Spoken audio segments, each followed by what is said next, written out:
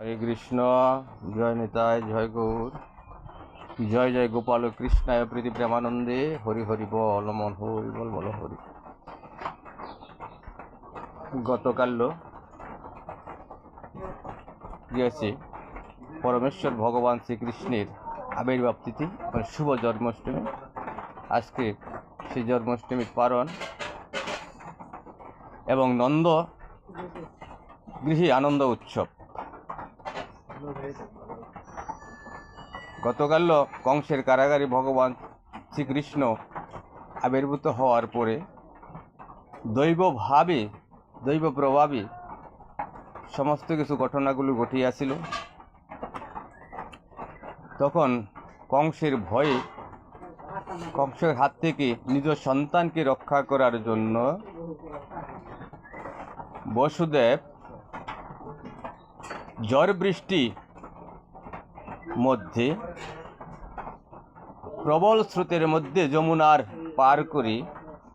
যমুনা পার হয়ে নন্দালে নন্দরানীর গৃহে, যেখানে যোগমায়া নন্দরানীর কোলে আলোকিত করে আবির্ভূত হয়েছিলেন, সেই নন্দগৃহে এসে ভগবান শ্রীকৃষ্ণকে, গোপালকে তাহার রেখে নন্দরানীর সম্মুখে রেখে, বিছানায় রেখে, কোলে রেখে, সেখান থেকে যোগমায়াকে নিয়ে আবার সে প্রত্যাবর্তন করে সেই কংসের কারাগারে চলে এসেছেন।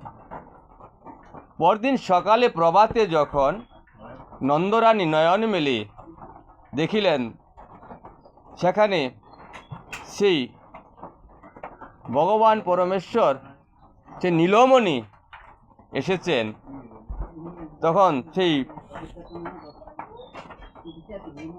খবর পেয়ে সমস্ত নন্দবাসীগণ, সেই নন্দালয়ের নন্দবাসীগণ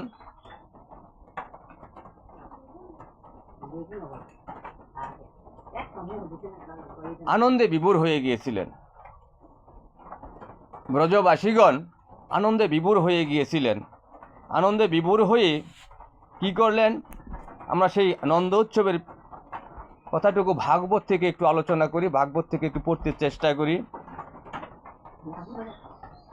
প্রভাত হইল নিশি উষার উদয়, পক্ষীকুল তাহা দেখি হরষিত হয়।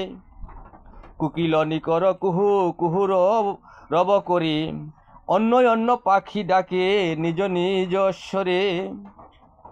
কেকা কেকা ধ্বনি করে ময়ূর ময়ূরী, ডাহুক ডাহুকি বাসে জলের পরি। খঞ্জন খঞ্জনী হয় আনন্দে মগন, বিষাদে কুমুদি সতী মুদিল নয়ন। প্রাণ প্রতি হেরি সুখী পদ্মিনী সুন্দরী, অলিগণ ভ্রমে সবে মধুপান করি। মৃদমন্দ সুশীতল বহে সমীরণ, যুগীগণ যোগেরত মুধিয়া নয়ন। নিদ্রাভঙ্গে যশোমতী গাত্রোত্থান করি, চারিদিকে চাহি দেখে নেত্রযুগ মেলি। চাহিয়া দেখেন নীল উদয়ে চাঁদের উদয়, হেরি যশোমতী সতী পুলকিত হৃদয়। যখন নয়ন মেলিয়া, গাত্রোত্থান করে নয়ন মেলিয়া দেখলেন যে নীল চাঁদের উদয় হয়েছে তাহার ঘরে, তার কুলে নীল চাঁদের উদয় হয়েছে, তখন কি কর, যশোমতীর মনটা পুলকিত হয়ে গিয়েছে, আনন্দে ভরে গিয়েছে যে আমার কুল উদয় আর আলোকিত করে সে নীল চাঁদের উদয় হয়েছে আমার সেই ঘরে। কোথায় গোপ রাজক বলি ডাকে গণ গণ, আসিয়া দেখো নীল চাঁদের বদন। যে হে গোপরাজ, হে রাজন, তুমি কোথায়? তুমি এসে দেখো সে নীল চাঁদের বদন তুমি দর্শন করো। দেখো দেখো কুলে মুর কিবা নীল মুনি, এমর রতন কবু নাহি দেখি শুনি। যে যেই সুন্দর আমার কুলে এসেছে নীলমণি, নীলচাঁদ, এমন সুন্দর আর কখনো কোথাও দর্শন করি নাই। হেন কালে ব্রজরাজ করে আগমন, যশোদার কুলে হেরি অমূল্য রতন, নীলমণি আলো করে সুতিকা আঘার, হেরি নন্দ ধ্যান সুখ সাগরে সাঁতার। তাহা দেখি কি করলেন, নন্দরাজ সে যেমন আনন্দের সাগরে তার হৃদয়টা ভরে গিয়েছেন, যে আনন্দের সাগরে তিনি সাঁতার কাটিতেছেন, যে আনন্দের সাগরে তিনি সাঁতার কাটিতেছেন। যশোদার কুলে হেরি অমূল্য রতন, নীলমণি আলো করে সুতিকায় আগার, হেরি নন্দ ধ্যান সুখ সাগরে সাঁতার, পুত্র হেরি গোপরাজ আনন্দে মগন, বীরি ঘোষণা দেন অমনি তখন, নন্দের হয়েছে পুত্র বলি বাজে ভেরি, গোপ গোপী ধৌরাধরি আসে নন্দপুরী। যে ভেরি মানে আনন্দ ঢাক ঢোল পিটাইয়া ঘোষণা দিতেছেন, কি ঘোষণা দিয়েছেন যে নন্দরাজের গৃহে নীলমণি এসেছেন, সেই চাঁদ উদয় হয়েছেন, সেই নীলচাঁদের উদয় হয়েছেন, যে আনন্দ বেরি বাদ্য বাজনা দিয়ে সেটা ঘোষণা প্রকাশ করিয়াছেন। আনন্দ উৎসব হয় নন্দের আগারে, দিন দুঃখী পায় দান সবে সকাতরে। যে এত বড় একটা আনন্দ উৎসব আনন্দ হয়েছে, যত দিন দুঃখীগণ এসেছেন সেই গোপরাজের গৃহে, তখন সকলকে কি করেন, যথাসাধ্য দান করেছেন।